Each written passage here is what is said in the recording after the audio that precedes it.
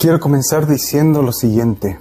Como cristianos podemos tener una gran esperanza porque a través del poder del Espíritu Santo, Cristo ha derribado, ha destruido cualquier muralla de hostilidad que nos separaba de Dios.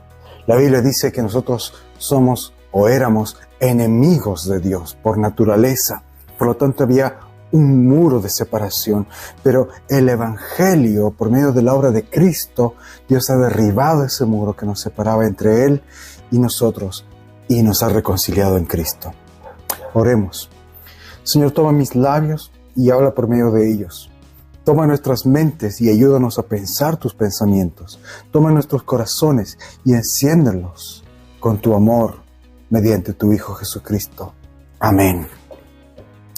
Para apreciar mejor la historia de Josué en este capítulo que hoy nos toca estudiar y entender este mensaje, debemos recordar algunas cosas importantes que ya vimos en otros pasajes. Entonces, déjeme hacer este recordatorio. Primero, recordemos la ciudad de Jericó.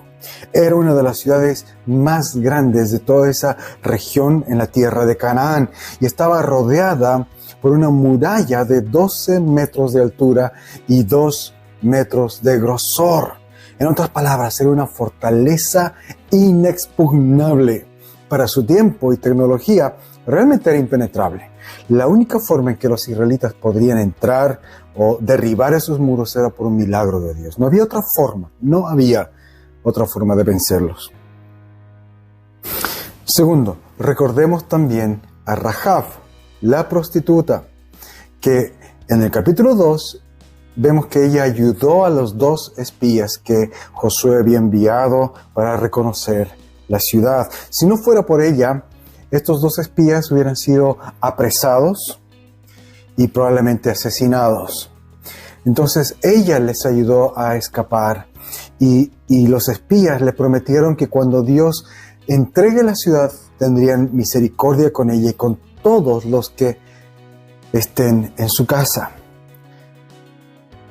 Vamos al tercero. Tercera cosa que debemos recordar es el juicio de Dios. Toda la ciudad de Jericó y toda esa tierra estaban listos para recibir el juicio de Dios. Eso quiere decir la destrucción. El pueblo de Jericó era un pueblo pagano. Adoraban ídolos, que en el fondo eran un reflejo de su propia maldad, de sus pasiones más viles y despreciables. Recordemos que este pueblo y todos los que habitaban esta región eran sumamente malvados, donde se practicaban cosas verdaderamente horribles, que aún hasta el día de hoy son consideradas cosas espantosas que un ser humano puede hacer. Lo más despreciable, lo más vil. Y ellos habían tenido muchos años para arrepentirse de sus caminos de maldad y muchas oportunidades, pero jamás lo hicieron. Entonces su copa estaba llena, su maldad había rebasado el límite. Por lo tanto, el juicio de Dios iba a caer sobre ellos. Y aquí es importante mencionar lo que el apóstol Pedro dice en el Nuevo Testamento.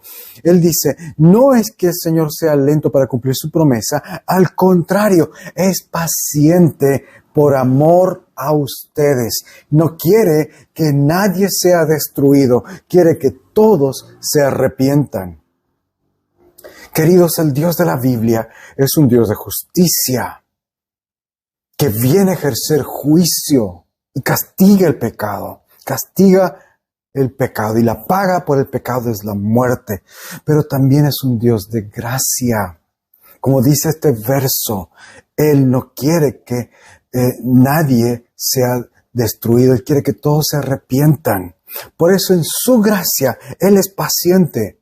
En vez de destruirnos de una vez, Él nos permite vivir, como permitió a este pueblo vivir tantos años.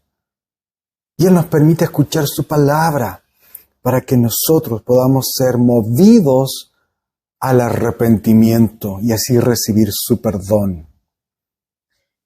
Entonces, todos estos temas están aquí en este capítulo. Y habiendo puesto esas bases, recordando estas cosas, vamos ahora a nuestra historia. primera sección del capítulo, versos 1 al 5. En el verso 1 leemos que Jericó está completamente encerrada. Se han cerrado las puertas, ellos mismos se han encerrado dentro de su ciudad. Nadie podía entrar ni salir. Y esto es un método de protegerse, de resguardarse. Ellos creían y confiaban en esos grandes muros y gruesos y fuertes muros que los van a proteger. Y en los versos 2 al 5, por lo tanto, encontramos que Dios habla con Josué y le da las instrucciones para poder vencer y tener la victoria. Y una cosa muy interesante es que Dios ya le hace notar a Josué que la victoria ya está asegurada para ellos. La caída de Jericó ya ha sido decretada, la ciudad ha sido entregada. Lo único que falta es que el pueblo participe de la victoria que el Señor ya les ha asegurado. ¿Y cómo? ¿Cómo es que ellos van a participar? Aquí viene la estrategia de batalla más loca de la historia. Ellos debían desfilar dando vueltas alrededor de la ciudad. Y eso es todo. Eso es todo. Soldados tenían que estar adelante y soldados atrás, pero al medio, ¿quiénes tenían que estar ahí? Si leíste bien tu historia, no es artillería pesada, no son tanques, ni siquiera es caballería, no tenían ni caballo los israelitas.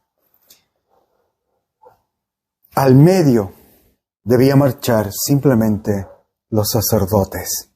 Y ellos tenían cuernos que hacían sonar, que por eso en algunas versiones se han traducido como trompetas, pero no eran las trompetas que nosotros conocemos, sino los cuernos de animales que soplaban y los hacían sonar como trompetas. Entonces, esos sacerdotes marchaban con sus cuernos, con las trompetas, eran 7 sacerdotes con 7 trompetas, y los demás sacerdotes llevando el arca de Dios en sus hombros. Esta arca representaba la presencia de Dios.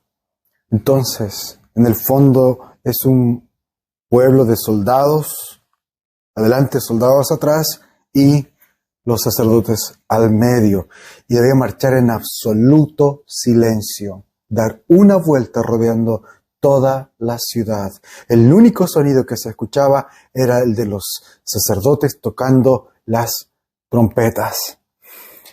Daban una vuelta rodeando la ciudad por un día, por 2, por 3 y así por 6 días seguidos. Y al 7º día debían dar 7 vueltas. Ahora, ¿qué ejército en la historia de la humanidad tuvo éxito con este tipo de estrategia? ¿Qué ejército que quiere conquistar una ciudad va contra ella con un desfile, una procesión y músicos al medio? Esto definitivamente no es, esta no es la forma en cómo se pelea una batalla. Pero Dios sabe lo que hace. Sus caminos no son nuestros caminos. Quiero que te imagines qué experimentó la gente de Jericó al ver este desfile, esta procesión. ¿Cómo se sentirían? ¿Qué pensarían? Este era un pueblo de guerreros, sedientos de sangre que habían participado en muchas batallas. Habían participado en asedios, en invasiones, y jamás habían visto algo semejante. Así que todo esto era un misterio. ¿Qué está pasando? ¿Cuándo nos van a atacar? ¿Cómo nos van a atacar? ¿Nos van a atacar siquiera? Están dando vueltas alrededor nuestro cada día. Así que estuvieron seguramente llenos de incertidumbre, dudas. Además, recordemos que ellos habían escuchado ya que este pueblo israelita había salido de Egipto con milagros, con grandes victorias de parte de Dios, y ellos mismos con sus propios ojos los vieron cruzar el río Jordán sin necesidad de construir un puente. Cosas extrañas pasaban con este pueblo israelita y ahora están aquí afuera de la ciudad marchando sin decir nada, sin lanzar gritos, sin lanzar insultos, sin lanzar desafíos o improperios a nosotros que somos sus enemigos, solo marchando en silencio. Con la excepción de estos sacerdotes locos que están tocando sus trompetas. ¡Qué extraño! Para ellos debió ser muy extraño. Y a eso entonces, a esa intriga, a esos nervios, hay que sumarle el miedo que ya sentían. Por eso es que nadie salió de Jericó. No sabían qué hacer con estos israelitas. Esas fueron las órdenes que Dios le dio a su pueblo. Y ahora en los versos 6 al 14 vemos que el capitán Josué transmite esas instrucciones de Dios al pueblo. En los versos 6 al 14 vemos esto. Y vemos cómo el pueblo recibe estas instrucciones y nadie objeta, nadie se queja, nadie dice, esto es una locura, ¿cómo Dios nos ordena marchar? El pueblo simplemente obedeció. Ellos marcharán en silencio por 7 días. Y el 7º día gritarán con todas sus fuerzas. Es una estrategia de locura. Pero el pueblo dice que va a obedecer. ¿Te das cuenta de lo que Dios está haciendo con esta estrategia? Él no solamente está poniendo nerviosos a los enemigos del pueblo de Dios, sino que también está levantando en su propio pueblo fe y obediencia. Porque para ir a hacer esta marcha diaria se necesitaba fe. Fe en que Dios va a cumplir lo que prometió. Definitivamente esta no es la estrategia que yo implementaría para invadir una ciudad. Esta no es una estrategia que ningún comandante en su sano juicio ordenaría a su ejército hacer. Pero aquí está Dios diciendo que esa es su estrategia. Por lo tanto, o le obedecemos, le creemos y le obedecemos o no. Ellos debieran confiar en Dios.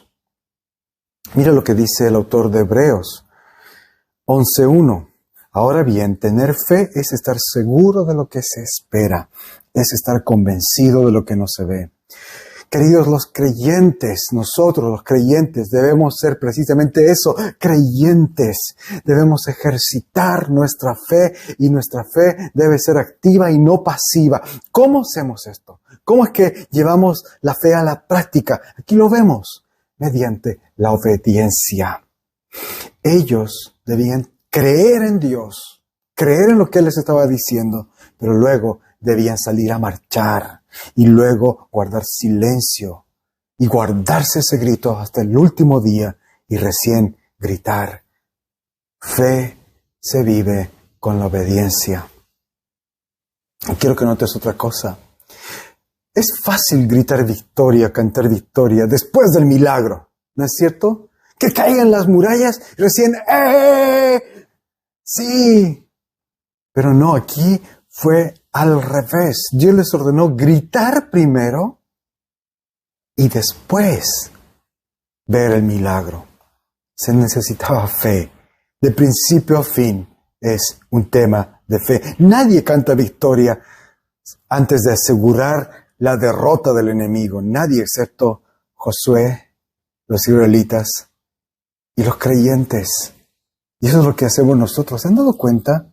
Cada domingo nos ponemos a cantar victoria antes de ver esa victoria consumada. Cantamos, proclamamos, Cristo ha vencido sobre el pecado, sobre la muerte, sobre el diablo. Y creemos que un día Él juzgará a la maldad, juzgará el pecado y al diablo, y un día no habrá más estas cosas. Eso lo hacemos cada domingo, pero de lunes a sábado tenemos que enfrentar nuestro pecado, el pecado de otros, las tentaciones y los ataques del enemigo. Y tenemos que sufrir. Muchas veces enfrentamos y vivimos enfermedades, incluso hasta la muerte. Pero aún así, domingo tras domingo, decimos que hay triunfo sobre la muerte, sobre el pecado, sobre la maldad, sobre el diablo. El pueblo de Dios sigue ejercitando su fe porque confía en aquel que prometió, en aquel que triunfó, en aquel que se levantó de la muerte al tercer día. Él ya venció, Él ya dictó la sentencia y un día la ejecutará.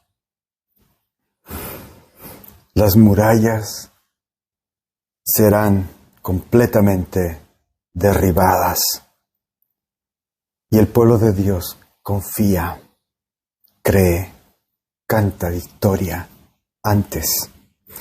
Por fe, queridos, Dios es más fuerte que nuestros pecados, más fuerte que el enemigo, más fuerte que nuestra debilidad. Pero debemos aprender que el poder para vencer estas cosas no viene de nosotros, de nuestras fuerzas, de nuestro empeño. Nunca podrás vencer ese pecado que te asedia por ti mismo, por tu inteligencia o recursos humanos. Dios tiene que hacer su obra y el pueblo tiene que ser obediente por fe. Amén. He escuchado muchas veces de varios de ustedes la siguiente frase: yo nunca hubiera podido hacer esto sin Dios. Qué verdad más grande, ¿no es cierto? Y ustedes lo están viviendo. Qué hermoso es que el pueblo de Dios pueda experimentar esta bendición. Lo que Dios le dijo al profeta Zacarías: yo no actúo por medio de un ejército, ni por la fuerza, sino por medio de mi espíritu. Qué bendición que hoy día tú y yo podemos experimentar esto. La obra de Dios, no por medio de fuerza, no por medio de inteligencia o capacidad humana, sino por el poder de su Espíritu Santo. Cuando ves eso en tu vida, puedes gozarte y celebrar. Así que marchemos, sigamos confiando en la estrategia de Dios. ¿Cuánto debemos marchar? ¿Cuánto debemos esperar? ¿Cuántas vueltas hay que dar para nosotros? Las vueltas que sean necesarias, hasta que nuestra dependencia del Padre sea similar a la dependencia de Cristo. Hermanos, la fe persevera, la fe nos fortalece, la fe se ejerce en obediencia. Ahora vamos a los versos 15 al 21, donde vemos una gran demolición divina. ¿Te imaginas cómo fue para los soldados israelitas marchar alrededor de Jericó? No me cabe la duda de que quizás al primer día o al segundo o al tercero, ellos vieron a los de Jericó, que los miraban desde sus murallas y quizás se burlaron de ellos, quizás les lanzaron cosas o insultos, porque de todas maneras ellos están marchando y no están haciendo nada concreto para conquistar la ciudad. Y las burlas seguramente no faltaron. Y los israelitas seguramente hablaban de estas cosas cuando llegaban a sus casas, con sus familiares. Y quizás más de uno se preguntó: ¿qué está haciendo Dios? Pero ellos confiaron en Él. Al día siguiente, ahí estaban, nuevamente formados para desfilar, para marchar otro día más, el segundo, el tercero. Mientras más perseveraban en su fidelidad, más nervioso se ponía el enemigo. Y al séptimo día dan 7 vueltas alrededor de la ciudad. Y esta vez es diferente. Los anteriores días habían marchado en silencio y ahora dan las 7 vueltas también en silencio. Pero al final, Josué ordena a todos tocar las trompetas, los sacerdotes, y a todos gritar. Y todos gritaron con todas sus fuerzas. Y aquí llegamos al punto culminante de la historia, pero el autor hace una pausa. ¿Te has dado cuenta de eso? Antes de continuar con la acción, en los versos 17 al 19, hay un detalle importante. El autor hace una pausa para relatar cuáles fueron las órdenes de Josué a sus guerreros. Porque Josué sabía que esas murallas iban a caer, que ellos iban a tener la victoria. Pero aquí él les recuerda 2 cosas muy importantes. En primer lugar, que deben buscar a Rahab, que deben ir a su casa y honrar la promesa que habían tenido con ella, que todos los que estén en su casa se iban a salvar. Esa casa de pecado y prostitución se ha convertido en un lugar de esperanza y salvación. Y Josué también les dice, lo segundo que les recuerda, que no debían tomar nada para sí mismos. Los objetos de oro y de plata y de metales no debían ser un botín de guerra para ellos, los soldados, sino que debían ir al santuario de Dios bajo pena de maldición. Es fuerte esto. ¿Por qué? ¿Por qué les dio esta orden? ¿Por qué Dios les dio esta orden? Porque el corazón es fácilmente corruptible, fácilmente seducido. Si Dios les permitía tomar un botín de guerra, acumular el oro, que los soldados tomen lo que consiguieran ahí del pueblo de Jericó, pronto se hubieran corrompido por la codicia. Pronto hubiera pasado esto a tener una motivación diferente, ya no de servir a Dios en obediencia y en fe, sino en de obtener riquezas. Por eso es que Dios decretó que todas las riquezas no deben ir para ninguna familia, ninguna persona en particular, sino que debían ir para su tesoro. Y eso es lo que vemos aquí. Todos los tesoros que podían encontrar en la ciudad debían pasar a ser tesoro del Señor, dice el verso 19. Eran de Dios. Esas son las dos grandes advertencias que Josué les da al pueblo. Y esto es importante recordar, que para el Señor esto era un tema muy importante, muy serio. Y es importante porque lo veremos la próxima semana en el capítulo 7. Aquí estamos sentando las bases también para lo que vendrá. Así que atentos la próxima semana. Volvamos pero a nuestra historia de hoy. En el verso 20 entonces retomamos la acción. El pueblo lanza fuertes gritos, los sacerdotes tocan las bocinas y el pueblo grita con más fuerza. Y el verso 20 dice que la muralla se vino abajo. Entonces el pueblo marchó directamente contra la ciudad y la tomó. Y lo que leemos a continuación es que el pueblo obedeció, Dios actuó y ellos fueron obedientes. Esta es una demolición total. De hecho, la palabra que está aquí usando la Biblia no es una palabra que se pueda interpretar como una caída, como una sección de la muralla que haya caído, sino que es una palabra que habla de destrucción, como una bomba, un evento catastrófico. Esto fue peor que un terremoto o un tsunami. Las palabras del texto sugieren una destrucción completa. Este es un milagro de Dios. Su mano derribó las poderosas y gruesas murallas de Jericó. Fue una demolición divina. Pero la historia no termina ahí. Versos 22 al 27, y quiero dirigir su atención a estos últimos versos, porque lo que vemos aquí es un vuelco de la demolición de Jericó. Vemos que Dios no solamente destruye, sino que Él también construye, levanta algo nuevo y precioso, pero no en la ciudad, no de murallas, sino en las vidas de la gente. Recordemos el capítulo 2. ¿Dónde estaba la casa de Rahab, la prostituta? Estaba construida en la misma muralla. Entonces nos queda esta pregunta, ¿no es cierto? Cuando leemos que todas las murallas cayeron y fueron destruidas, ¿qué pasó con Rahab? ¿Qué pasó con su casa? Y lo que leemos aquí es que Dios de alguna manera milagrosa conservó una sección pequeña en la muralla justo donde estaba la casa de Rahab. Esa parte no se derrumbó, porque cuando fueron los dos espías a buscarla, la encontraron bien. Y al parecer, Rahab había hecho un excelente trabajo de evangelista, porque la encontraron junto con sus padres, sus hermanos y sus familiares, muchos familiares, que se salvaron con ella. Qué poderosa imagen de lo que es compartir las buenas noticias, del poder de compartir buenas noticias. Hermanos, no nos cansemos de hablar, de invitar, porque al hacerlo estamos trabajando en la salvación de almas, de vidas. Y quiero que notes una cosa, es muy difícil evangelizar a los miembros de nuestra propia familia, ¿no es cierto? ¿A quienes les ha pasado eso, de que es difícil? ¿Por qué? Porque ellos conocen bien cómo somos, quiénes somos, cuáles son nuestras pifias. Ellos conocen nuestras fallas.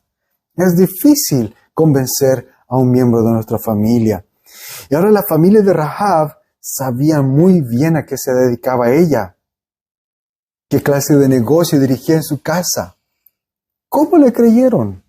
Estoy seguro que ellos vieron un gran cambio en ella.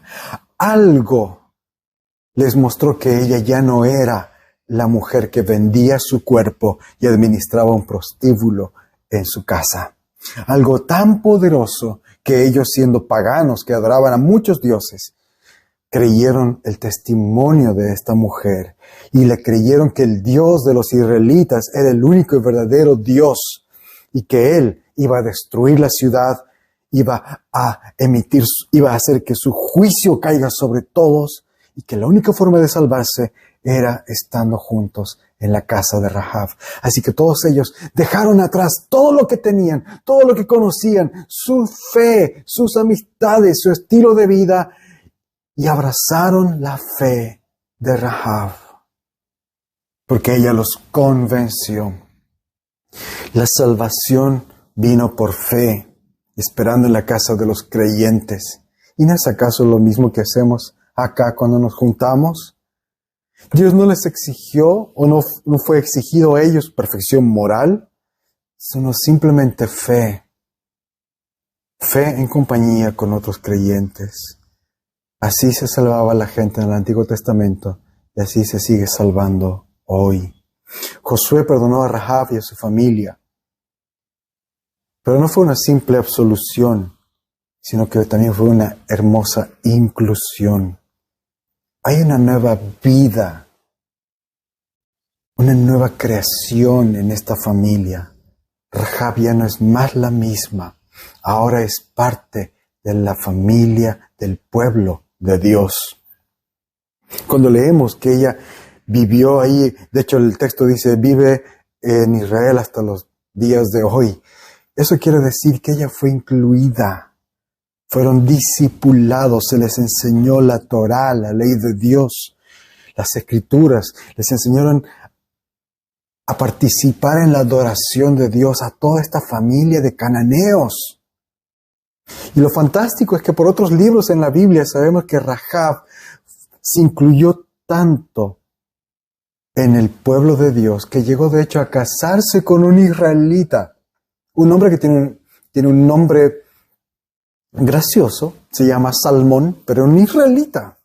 Pero lo interesante es que este israelita Salmón fue padre de Booz con Rahab. Ellos tuvieron este hijo que se llamó Booz.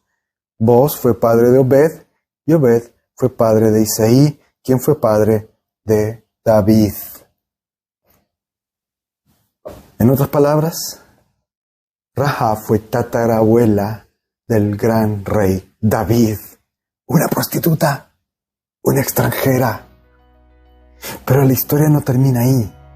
Si ella es antepasado de David, quiere decir que fue también antepasado de Jesús, el Salvador. Hermanos, este es el milagro de reconstrucción de Dios. El Señor no se especializa solo en demoler. Él es el gran restaurador, el creador, el que da nueva vida, el que hace una nueva criatura al pecador y lo incluye en su propia familia. Este es el Dios que adoramos.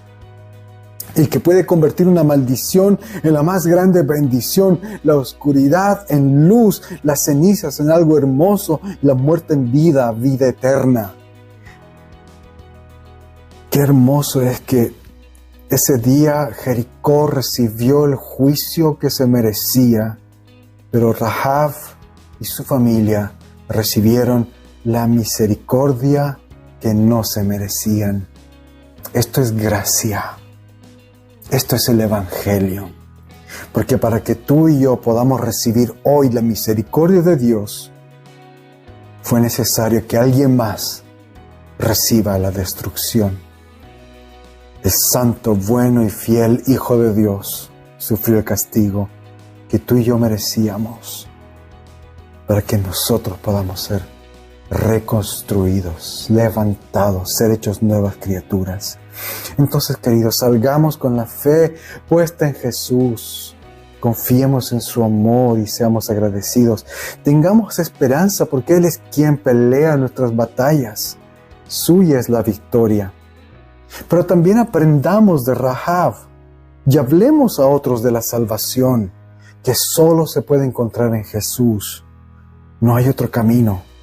Y que la iglesia es como la casa de Rahab. ¡Qué poderosa imagen! ¡Qué poderosa imagen la de una prostituta en un prostíbulo! Una prostituta en el linaje del Salvador. Y una casa que era casa de prostitución, el lugar de salvación donde los creyentes se juntaron para salvarse. Hermanos, la iglesia es como la casa de Rahab, no un lugar donde se juntan las personas más santas y buenas y aquí estamos apoyados en nuestra propia justicia para mirar a los de afuera como pecadores, sino un lugar donde se juntan pecadores que reconocen que necesitan la misericordia de Dios, pecadores que buscan la salvación, que buscan la ayuda de Dios, que buscan cambiar sus vidas y dejar atrás todo lo que es pecaminoso, todo lo que no es de Dios. Eso es la iglesia. Y este es el pueblo de Dios. Este pasaje es un poderoso cuadro del Evangelio, de la fe, de la iglesia y la salvación.